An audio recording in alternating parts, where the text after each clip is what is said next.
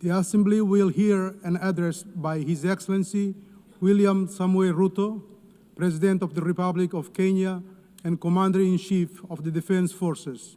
I request protocol to escort His Excellency and invite him to address the Assembly.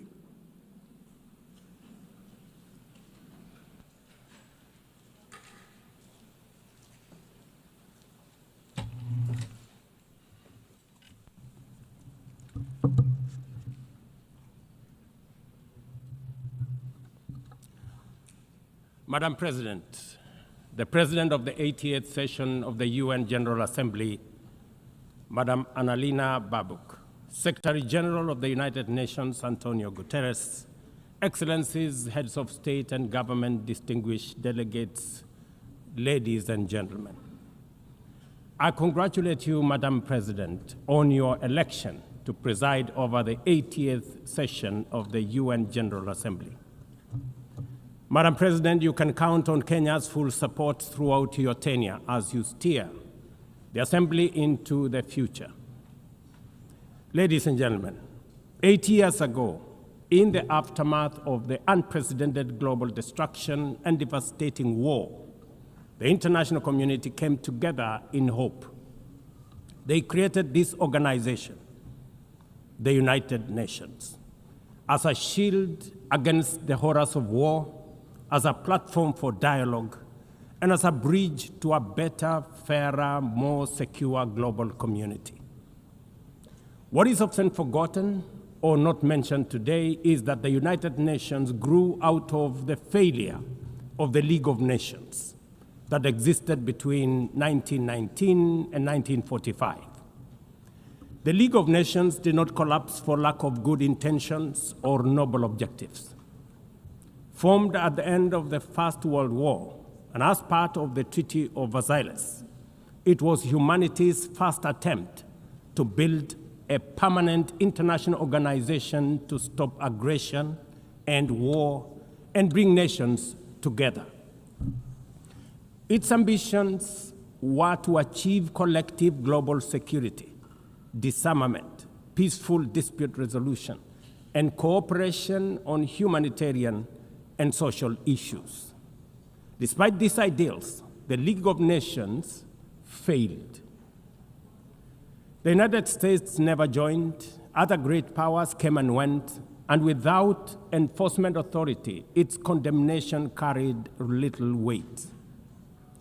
When Japan invaded Manchuria, when Italy marched into Ethiopia, and when Hitler openly defied its rules, the League stood by, helpless and powerless. By the late 1930s, its credibility had collapsed, and with the outbreak of the World War II, it was rendered irrelevant. Madam President, this history is both a lesson and a warning. Institutions rarely fail because they lack vision or ideals.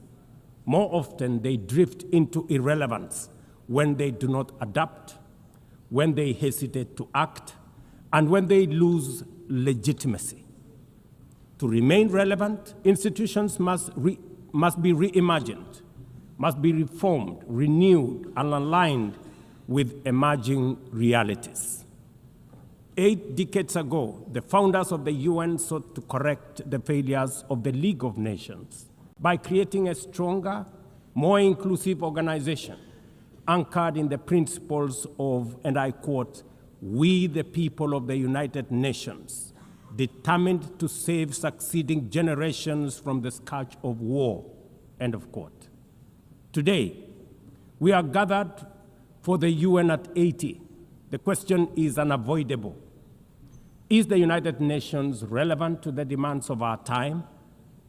Can it continue to serve humanity in the face of current realities? Or has it become a relic of a bygone era?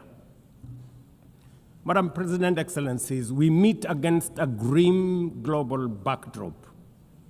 Conflict rages in Eastern Europe, the Middle East, the Sahel, the Horn of Africa, and beyond. Climate disasters grow fiercer by the day. inequality deepens, pandemics loom, and technological disruptions outpaces governance.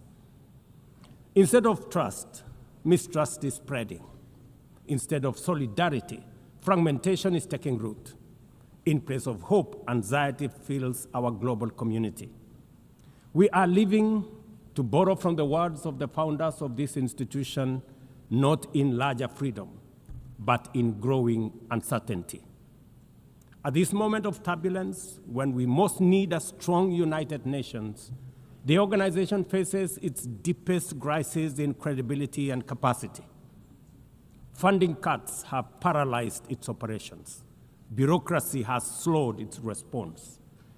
The Security Council remains frozen in the post-war structures of 1945, unable to act inclusively, with fairness, and with speed.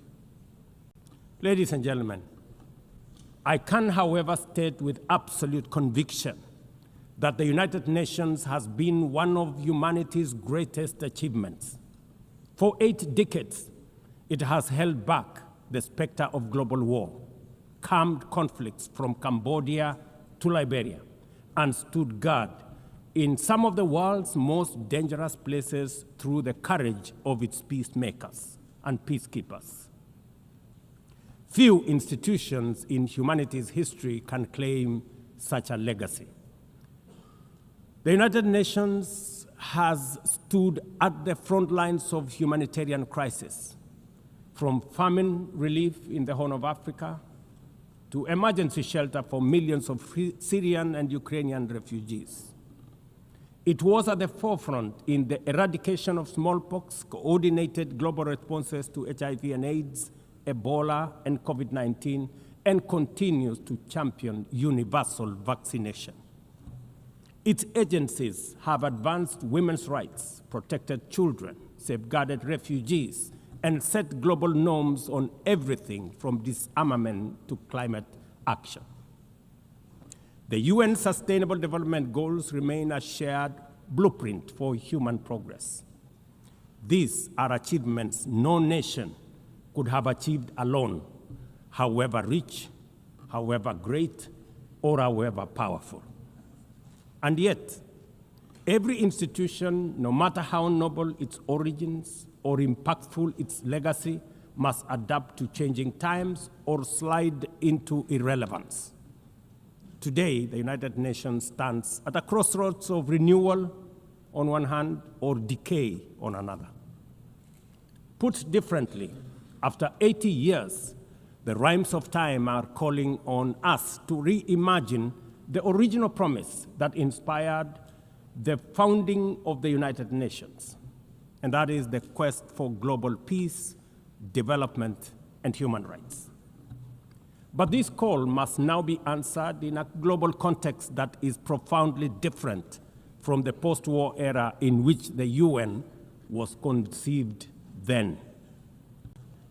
We would be denying the cold, hard truth if we say that the United Nations is delivering as it should. On peace and security, its voice is too often drowned by the rivalries of great powers, while some nations simply ignore its resolutions and do as they please. Too often, the UN's blue helmet, once a symbol of moral authority, no longer commands the same respect. From the conflicts in Gaza to Ukraine, to the crisis in Sudan, DRC Congo, Somalia, and the Sahel, we see actors proceed undeterred by the United Nations calls. Excellencies, ladies and gentlemen, Kenya speaks from the experience of a nation deeply invested in multilateralism. For decades, we have placed our troops and police in harm's way for peacekeeping missions across Africa and beyond, from Somalia to Democratic Republic of Congo, from South Sudan to most recently in our neighborhood here in Haiti. Over the past 15 months, we are proud to have led the multinational security support mission in Haiti, not because it has been easy, but because solidarity is the essence of the United Nations. Madam President, the mandate of the MSS mission is coming to an end in a few days. As the lead nation, allow me to briefly share our experiences, the successes and the challenges, as both a cautionary tale and a living lesson about the strengths and weaknesses of the current global security governance architecture. For far too long, the people of Haiti called out to the world. Too often, their pleas were met with silence, hesitation, or half measures. Haiti became a tragic reminder of what happens when the international community looks away, prevaricates, or offers half-hearted support. When Kenya responded to the quest for the Haitian authorities, it was in the belief that we were joining a genuinely multinational effort. We welcomed and fully embraced Resolution 2699, by which the United Nations Security Council authorized the MSS with Kenya as the lead nation. Drawing on our decades of peace support operations, we stepped forward, stepped up, and deployed our officers to confront the rampant menace of gang violence in Port-au-Prince and its environs. Madam President, ladies and gentlemen, the mission has operated in a volatile environment under enormous constraints. It has been underfunded, under-equipped, and operated below 40% of its authorized personnel strength. Our police officers have valiantly shouldered responsibilities without the full logistical support that would accompany any mission sanctioned by the United Nations. Despite these challenges, and against all odds, the MSS has delivered results many thought were impossible. The presidential palace, once under siege from gangs, is today restored as the seat of government. The police headquarters and the police training center, once overrun by gangs, are now secure, with the academy resuming the training of new police officers, over 700 of whom graduated a few months ago. Schools that have been shattered by violence have reopened, with children back in class, learning and progressing. Roads once manned or blocked by gangs have now free-flowing traffic. Cases of kidnapping and extortion have reduced sharply. The airport and the seaport, once surrounded by gangs, are now abuzz with normal operations. Which begs the question, if so much could be achieved with limited resources and stretched personnel within just 15 months, what more could have been accomplished if the United Nations fraternity had truly acted together in solidarity with the people of Haiti?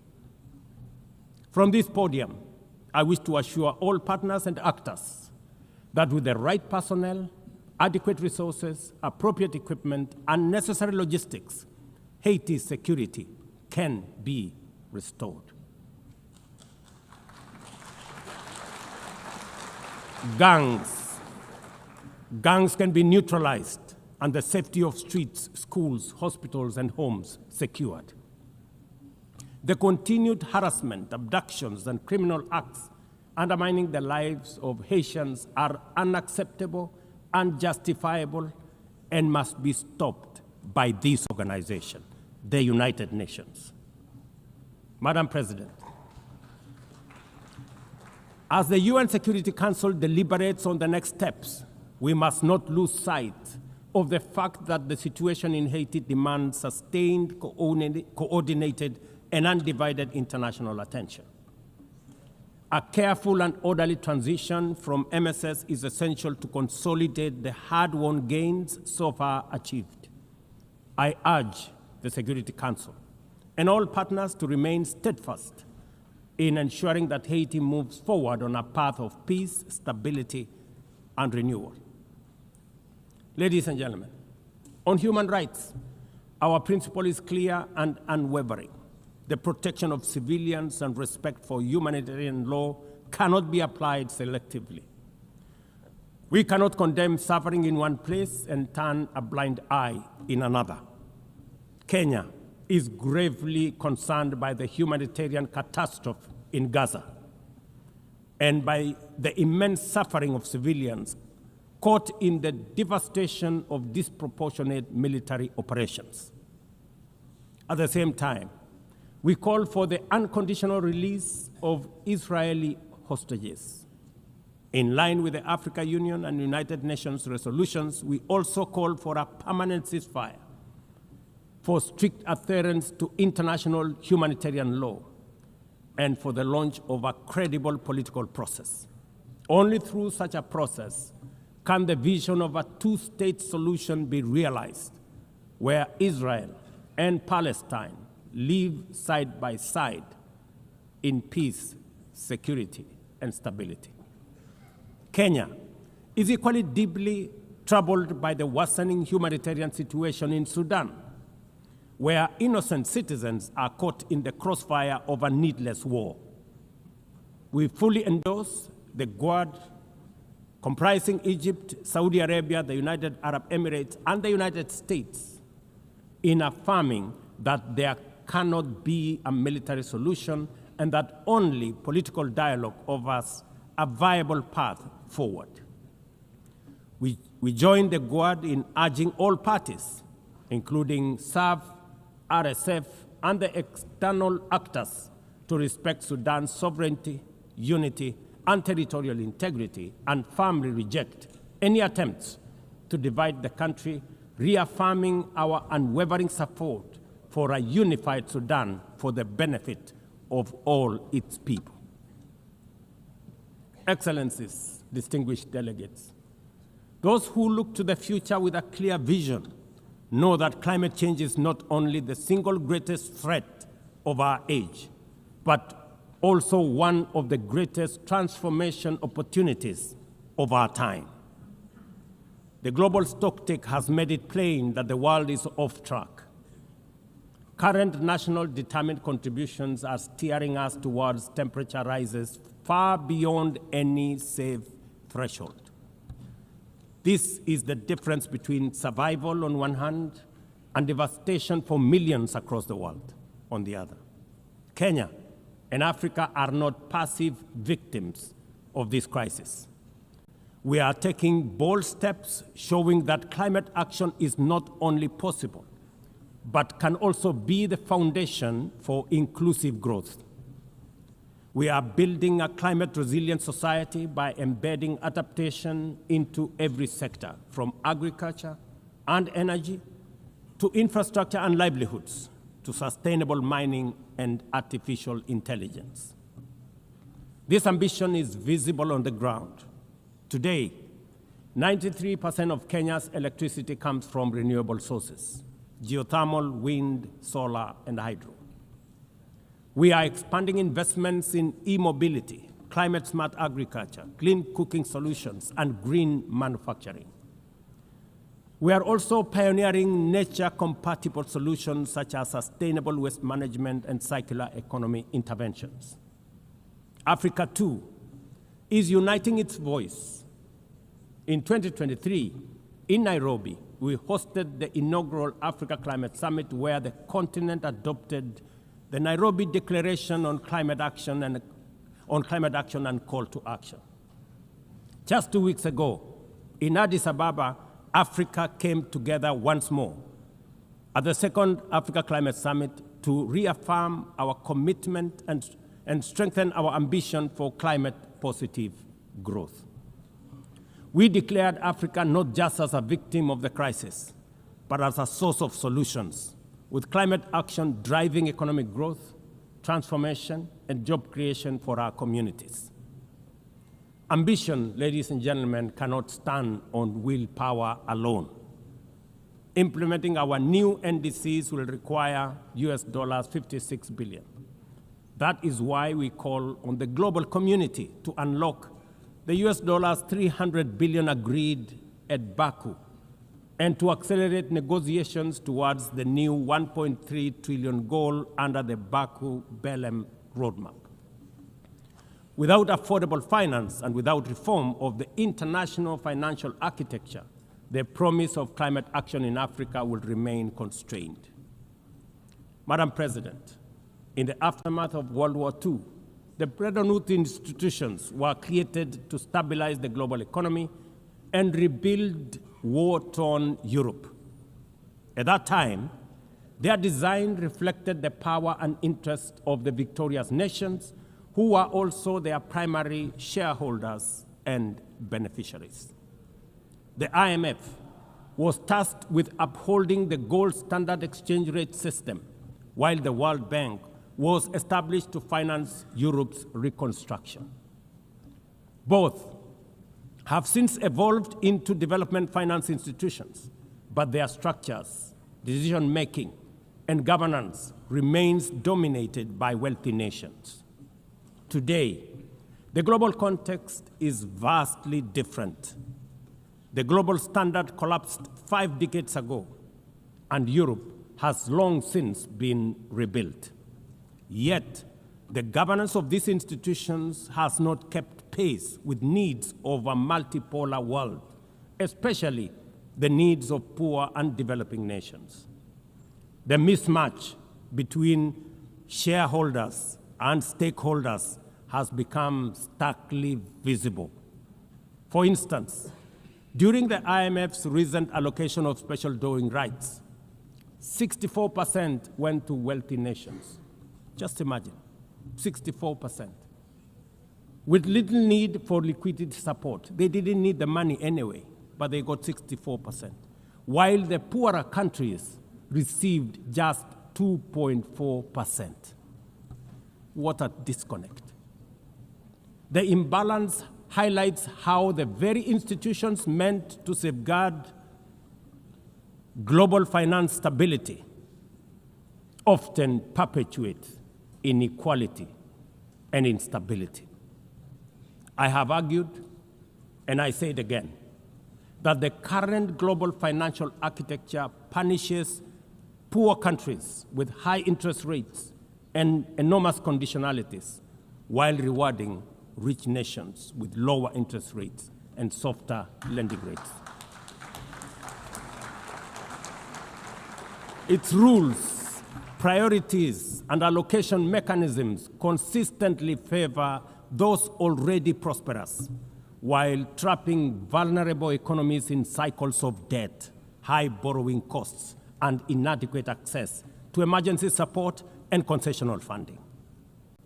It is imperative to transform these institutions into genuinely independent, apolitical global bodies that their operations are aligned with their global mandate.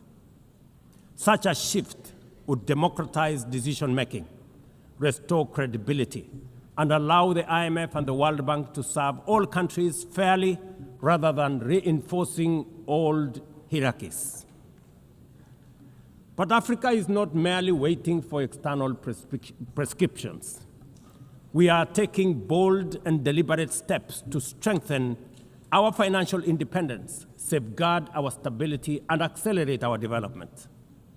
Kenya, for instance, fully endorses the establishment of the Alliance of African Multilateral Financial Institutions, launched with the Africa Union in February 2024. This alliance brings together our homegrown banks, Afrexim Bank, the Africa Finance Corporation, the Trade and Development Bank, Shelter Afrique, Africa Re, Africa Development Bank, Africa Trade and Investment Development Insurance, and ZEP-RE, institutions that embody Africa's determination to mobilize resources, finance trade, and build resilience on our own terms. At the same time, the Africa Union is championing 3 transformative institutions: the Africa Central Bank, which will issue a single currency and free our trade from dependence on foreign money; the Africa Monetary Fund, positioned to stabilize our economies and give us true financial sovereignty; and the Africa Investment Bank, designed to mobilize resources for infrastructure, industrialization, and integration that Africa needs to rise. And to complete this vision, the Africa Credit Rating Agency, one that understands our realities, values our uniqueness, and tells our story with fairness and truth, has already been established. Excellencies, as we mark the 80th anniversary of the United Nations, Africa also marks 20 years since the Ezulwini Consensus and the Sirte Declaration, the two historic milestones that establishes the common African position on UN Security Council reforms. For 2 decades, Africa has spoken in one voice, demanding justice, equity, and representation in the highest organ of global governance. This demand, however, continues to be ignored, deferred, or endlessly debated to the detriment of both Africa and the legitimacy of the United Nations itself. You cannot claim to be the United Nations while disregarding the voice of 54 nations. It is not possible. Africa is no longer willing to wait on the margins of global governance while decisions about peace, security, and development are made without our understanding, without our perspectives, and without our voice. Africa's exclusion is not only unacceptable, unfair, and grossly unjust, it also undermines the very credibility of the United Nations, this organization. Africa dominates most of the Security Council agenda, provides some of the largest contingents of UN peacekeeping forces, and bears the heaviest costs of instability.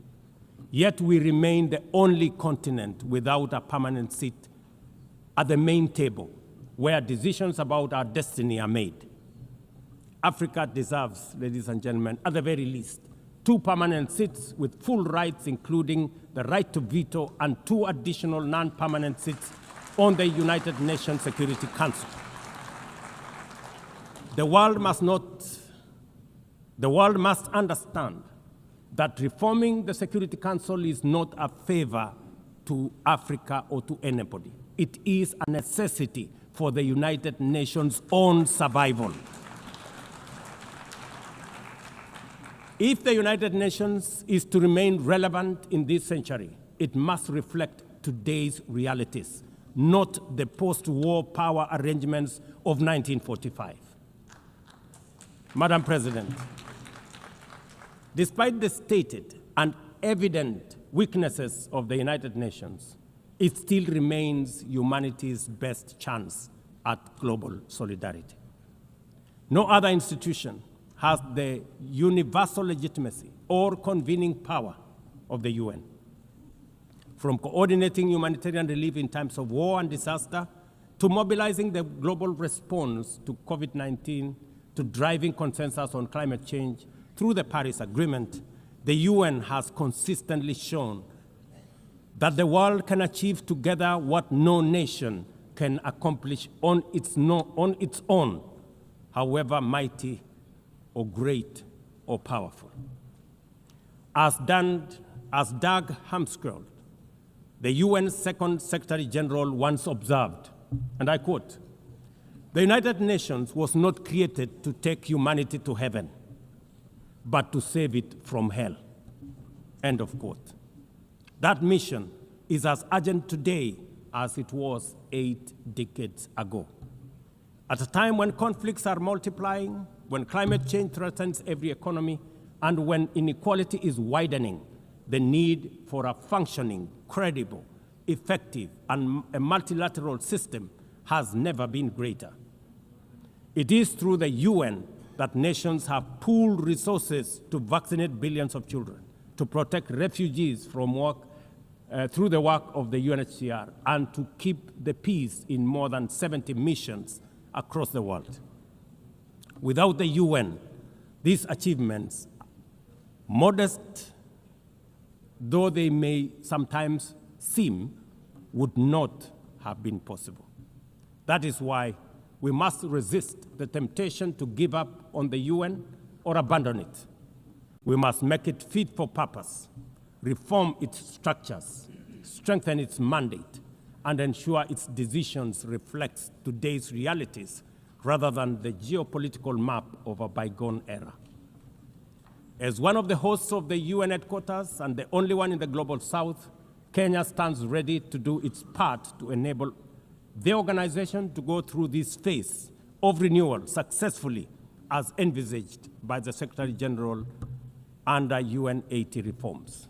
In conclusion, Madam President, ladies and gentlemen, the 80th anniversary of the United Nations must be more than a commemoration. It must be a turning point for the organization. Let us seize this moment to reimagine and rebuild the UN into a body that commands legitimacy, responds with speed, and delivers justice for all. I thank you, and God bless you. On behalf of the Assembly, I wish to thank the President of the Republic of Kenya and Commander-in-Chief of the Defense Forces.